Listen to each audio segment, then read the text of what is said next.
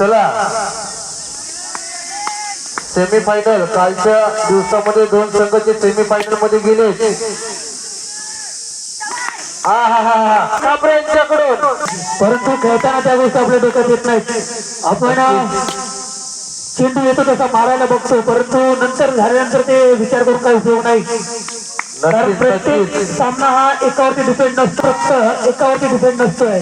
पाहूया पुन्हा पुढील चेंडू सागर नक्कीच, परंतु आपला हुकुमाचा एकदा बाद झाल्यानंतर पुढील फलंदाज आहे. कारण मी सावाडेची टुर्नामेंट लाईव्ह बघितले, खरोखर एक चांगला संघ आहे वर्धन मानाई दहिवली. चला मॅच मध्ये यायचं मित्रांनो, मॅच सोडायची नाही शेवटच्या चेंडू पर्यंत. क्रिकेट हा अनिश्चित खेळ आहे, जोपर्यंत शेवटचा चेंडू होत नाही फलंदाज नाहीये. मित्र आपल्याला प्रॅक्टिस कमी आहे आणि कामाच्या स्वरूपाने आपण इकडे तिकडे असतोय, त्यामुळे क्रिकेटचं त्याच्यामुळे माझी बॅटिंग थोडी बसली. पाहूया आपण सामन्यामध्ये बोलूया. चालू आहे, मॅच कडे लक्ष द्यायचंय. स्पर्धा झाली त्यामध्ये प्रथम क्रमांक केलेला असत वर्धन मानाई दहिवली. त्या प्रत्येक सामन्यामध्ये आता जो स्ट्रायकरची फलंदाज आला त्याने खरोखर चांगली फलंदाजी केली होती. असं म्हणतात हा दिवस प्रत्येकाचा वेगवेगळा असतोय, कारण प्रत्येक दिवशी हिरो तोच नसतोय. पाहूया या सामन्यामध्ये कोण होतो हिरो. पुढील चेंडू समोर सुंदर करता. हा पहा आलाय आलाय काय आलाय, चौकार आलाय. ही बच्चेबाजी पाहिजे नक्की. 11 झाले मला वाटतं, अजूनही काही चेंडू शिल्लक आहेत. जर 4 ते 5 धावा जरी बनवला तर एक मोठं धावांचं आव्हान होऊ शकतं. खराब चेंडू, एक आव्हान तर धाव संख्या होते 12. चालू असलेला सामना पुण्याला पंचांच्या डाव्या बाजूनं सुंदर फटका. चौकार आलाय, मॅच मध्ये आपण आलाय. बघूया पुढील चेंडू. फलंदाज सज्ज, गोलंदाज सज्ज, क्षेत्ररक्षक सज्ज आहेत.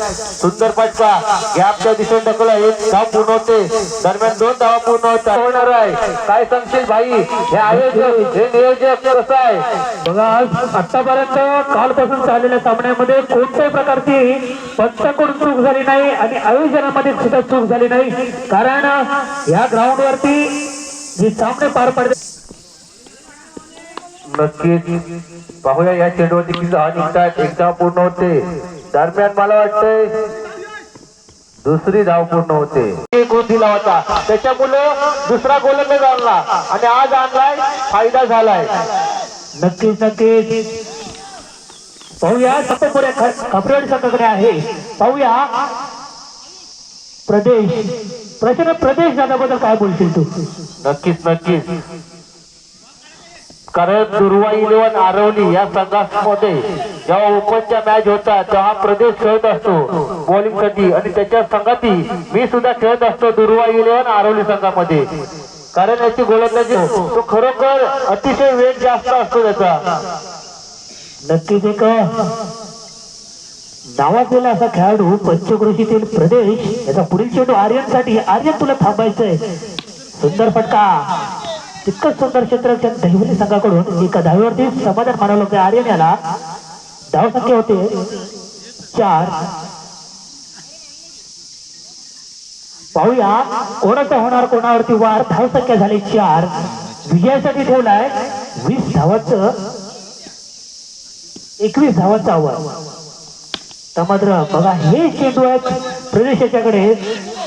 वाटत तितकं सोपं नाही. बघणाऱ्याला वाटेल की चेंडू जर 2 चेंडूमध्ये 4 धावा घेतल्या तर प्रश्न काय सरासरीने बरोबर चालतंय का संघ. नक्कीच नक्कीच मॅच मध्ये येऊ शकता. खापरेवाडी संघ मॅच मध्ये येऊ शकता. 2 चेंडू तुम्ही अजून 4 धाव येऊ द्या, मॅच मध्ये आपण असाल. सुंदर क्षेत्ररक्षक. नक्कीच बघा दहिवली संघाचं क्षेत्ररक्षण खरोखर एक वाखाणण्याजोगं आहे. कारण प्रत्येक चेंडूवरती चांगले नजर ठेवून क्षेत्ररक्षण करतायत. चला मॅच मध्ये यायचंय, शेवटचा चेंडू असेल. ब्लॉकच्या दिशेनं चेंडू मात्र एक मोठा फटका पाहिजे. पाहूया आणि शेल बघतो आर्यन. आता मात्र काहीच बाप्पा मोऱ्या खापरेवाडी संघाचं आव्हान संपुष्टात येताना दिसतंय. कारण एक मोठा धक्का बसतो आर्यनाच्या रूपानं. परंतु हार मानायची नाही.